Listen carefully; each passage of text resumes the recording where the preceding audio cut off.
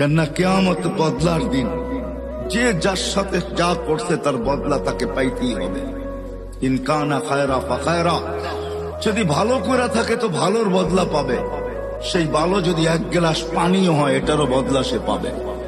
এই জন্য হাদিসে আছে, এক গ্লাস পানির বিনিময়ে জান্নাতে যাবে, এক গ্লাস পানি।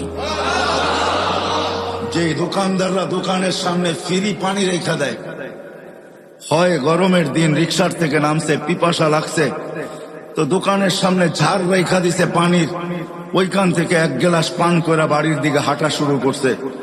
সে রাখছেই পথিক খাবে, ওই এক গ্লাস পানির বিনিময়ে সে জান্নাতে যাবে।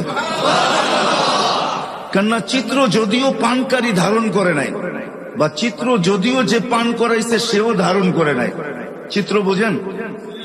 আরে বোঝেন না কি চিত্র? চিত্র কি? ছবি তুলে রাখে নাই সে।